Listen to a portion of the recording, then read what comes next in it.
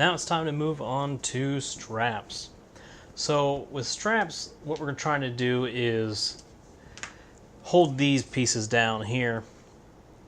We just want to have a strap that goes around his arm, and then another strap that's going to go around his torso up through his back. And we've got, a couple of buckles that we're going to strap those in with. As I said previously, I actually was pretty lucky. I had some straps that I had cut out for another project, and for various reasons they just weren't the right length, so I was able to save them, and I'm glad I did, because now I'll be able to use them for this project. I will still show you how I would go about cutting out a strap from some leather.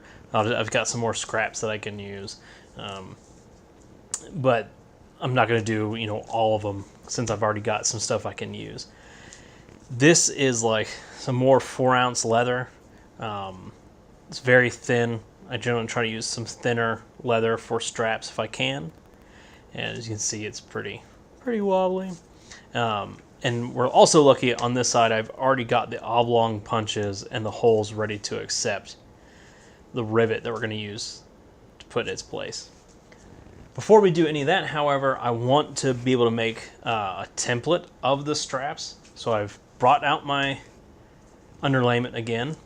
I've got my underlayment for the actual pieces that we made these with.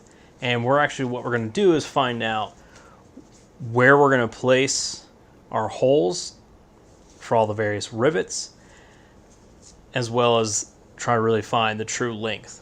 The reason why I want to do this as templates first is I don't want to end up cutting up some of this leather, getting it on there and finding out, well, man, it doesn't work. Oh no, this, it's not long enough. I'm going to have to start all over and I've wasted all this leather. We're going to try to fix that and head that off, before anything bad happens. Okay. So the first thing I want to do is I'm just going to mark, you basically just trace this here. I think I can probably actually just put it right on the edge. That'll be good. I'm just using my ballpoint pen here. Now this doesn't have to be super perfect. We're really worried about, at this point, length. Making sure we have enough. Boom. And also trying to make sure, or I want to mark out the holes, all the stuff that we're going to end up punching out. Okay, because we're going to use that as a template for all of these straps, Okay, I need scissors, so if you'll give me just a moment as I go get some scissors, and I'll be right back. Ta-da! Scissors. Let it be known that I am not a Boy Scout, for I was not prepared. Okay. Dumb joke was dumb. So I'm just cutting this out here. And I can even just do the old wrapping paper technique. It's another great thing about underlayment. It's really nice for cutting out. Okay, so this is a 16-inch strap. I do think I'm probably going to end up needing like 2 different straps. I'm going to end up making. One's going to be the buckle side, and the other I'm going to have to make another one just for, or probably cut one of these up to make the back side. That's going to go around. It's going to be the tongue side. So basically this one will attach here, and then the tongue side will be another piece that goes to the back and attaches, that way, and we'll meet around the back. But we'll worry about that once I get these cut out. So this is a 13-inch strap here. that I'm going to mark out. And this one's going to be for his arm. We measured it out earlier. You know, I measured his stuff earlier, and it was like 7 inches, I think, around his bicep. That's not including this portion, which I think is like 4 inches or so. I can find out real quick.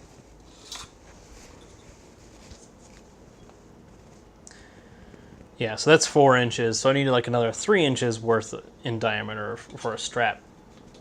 But instead of just guessing, I'm going to make it all out of my underlayment, test it out on Moose, make sure it works, and then make it out of the leather. Boom. Okay. And I can use this again as a template for where the buckle is going to be on his arm.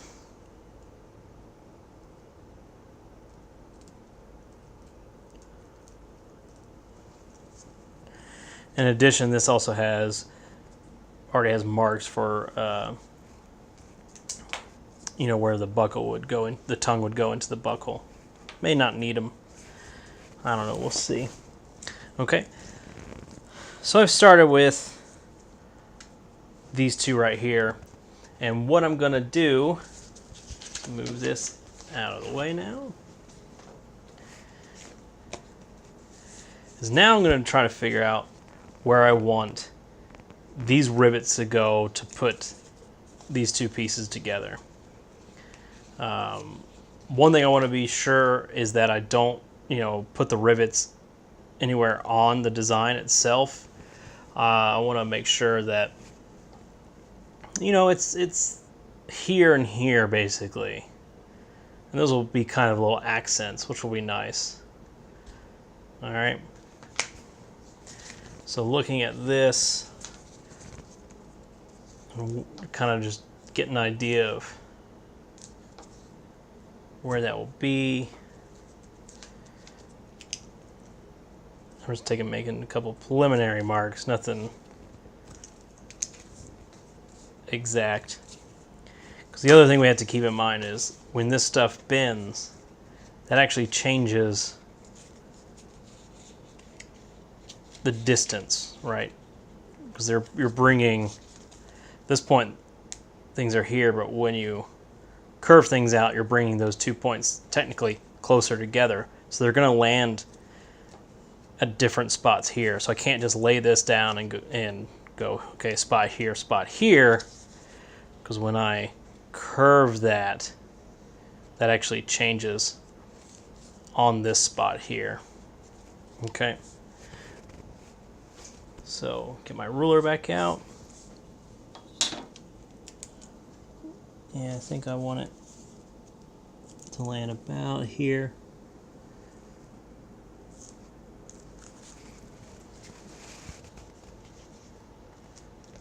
And so this is what I do with this kind of stuff. Is just mark things out, look at it, double check it, mark it again. So I'm going to look, and this was about an inch in from that point. Look over here. That's about an inch in. So just lots of measuring, taking notes. Okay, so those will be good. I think it'll be good right there. Yeah, I like it. Okay, so the next thing we want to do is pull out our poly board here, and we're just going to punch the holes into this. So we get our hole punch.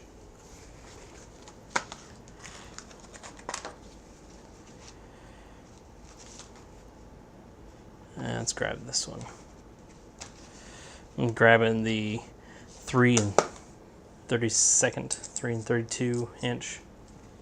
I know my wife always makes fun of me for how I safe fractions. She's a interior designer and architect, so she has very particular ways in how she talks about measurement, and I'm just like, no, whatever. I just animate. I don't have time for that stuff. All right. So we basically put the holes in. That way, when I do this,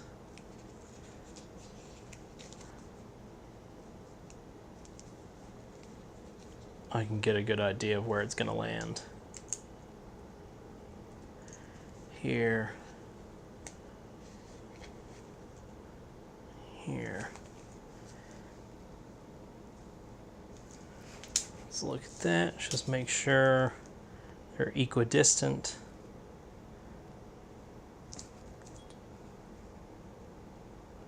Not quite. And since I know that these are equidistant apart, I want to make sure that the same thing happens over here. Actually, they're actually pretty good. I'll take that back. Come in from the top side, just double check here. And this may be different on your project. You know, I'm not giving hard numbers here because they're all, who knows what kind of different measurements you may be taking, how it's going to land on your kid.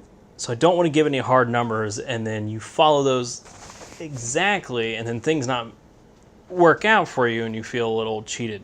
So I want to give you how I do things, but I want you to be able to determine, you know,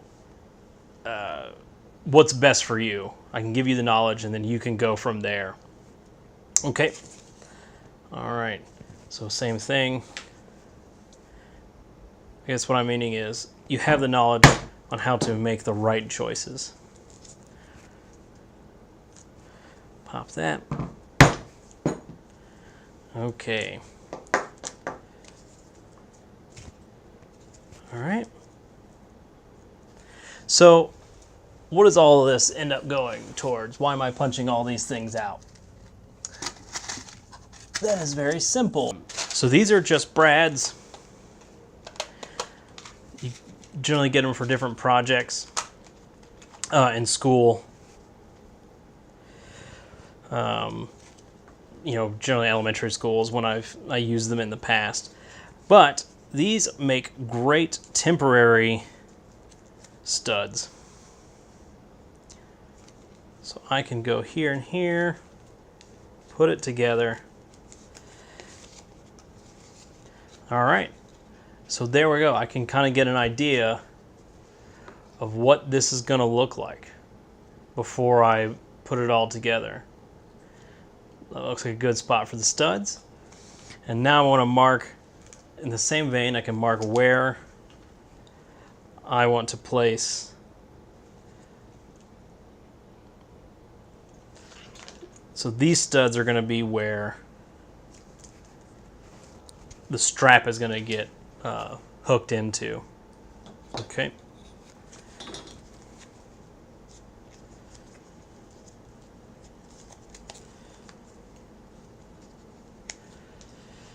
So I have some new recording software that I'm using.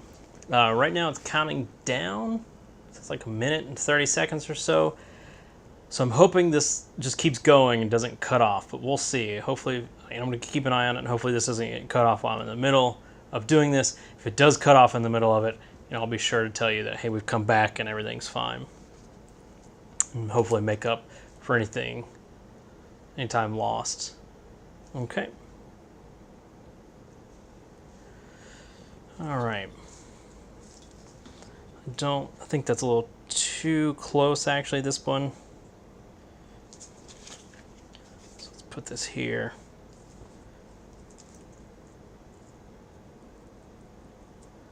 Yeah, I like it there better.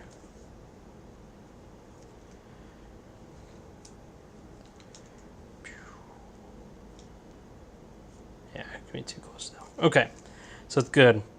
glad I did that. We can see what's going on here. Measure this.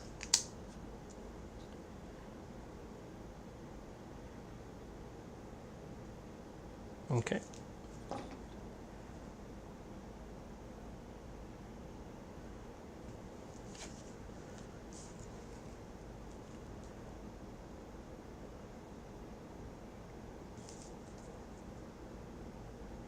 So last we left, we were making our marks for where the straps are going to be on the shoulder piece. So we've decided to put them here and here. Okay. And we'll just punch those out.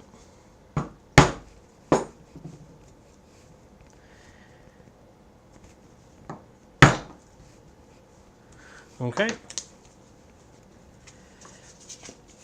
So we'll look at the same thing here for the bottom piece, and we're probably just going to go straight down about 1.5 inches.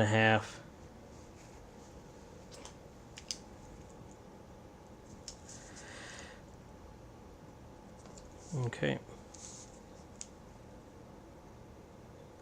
And I'm just making sure it's the center of this hole, the center of this hole here, lines up with my hash mark on the ruler. So wherever that hash mark is, it should line up with the center of that hole. And that gives me a good idea of, or making sure everything is good and lined up. Okay. All right, actually, let me just double check.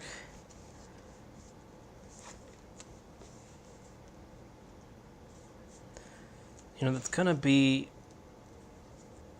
kind of close to this. So I'm glad I did this double check. It's going to be kind of close to this here border edge. It's not on it.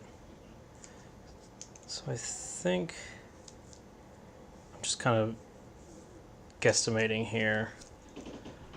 Yeah, I should be fine there. Okay.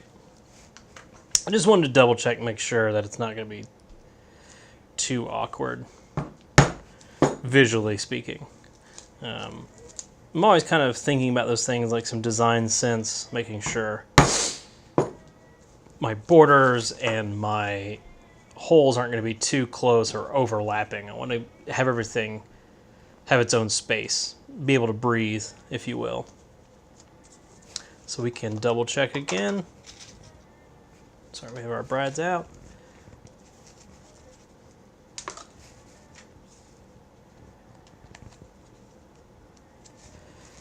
These will go here,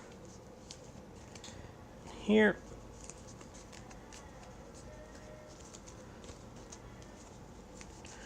Okay. It's going to look good, and once we get the straps on, we'll test those out as well. So, what we just want to do real quick, punch these holes.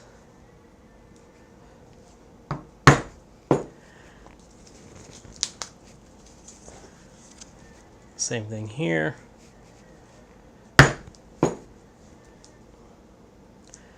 That's what I love about these brads, man. It just helps you think through a piece before committing any kind of leather. So to punch out these oblong things, there's two ways you can do it. You can have this oblong punch that you use for belts. This is a crafts tool. This is a 3/4 of an inch punch. And basically you would just line it up, strike it, and you've got the punch. You got the hole right there. Really nicely done. Or conversely, what you can do is actually take your hole punch like this, put it on one end, strike, put it on the other end, strike, and then using like an X-Acto knife, cut between the edges. So if I, punched, I'd have a circle here, punched and I'd have a circle here, I could then just cut down the lines on either side to create that oblong area. So that's a way to do it without one of these tools, because these tools can actually start to get fairly expensive, these punches. I only have two, just got the 3/4 and I think an inch. But I do a lot of straps, so they've just saved me a lot of time. Okay. So there we have both of these cut out, and these are going to be for our buckles. So let me grab a buckle here and just show you what I mean. I've got a lot of little boxes of all the various things that I have. Okay, so these are the buckles we're going to be using.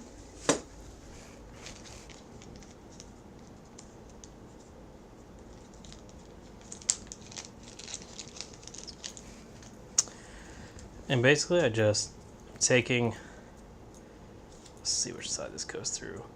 I'll slip it through here, slip the tongue through, back down the other side. Now I've got the buckle on, and I'll just take a brad and secure it together. There we go, we've got a buckle ready to go. Let's do our other buckle.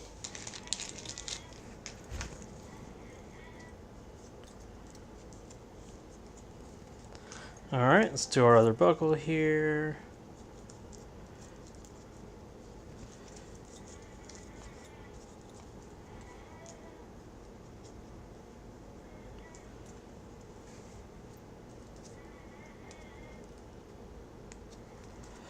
Okay, and these guys are ready to go.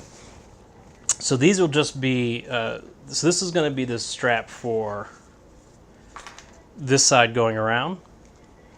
So what we're going to have to do is figure out the length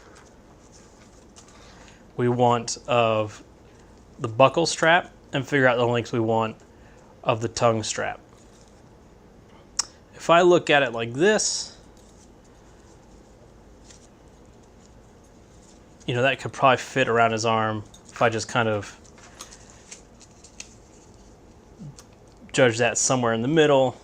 I'll end up cutting either side so we don't have this bit here in the middle. But then we'll have it on either side. Now, this is going to take a bit of measuring actually using Moose. So I'm not going to necessarily do that on camera.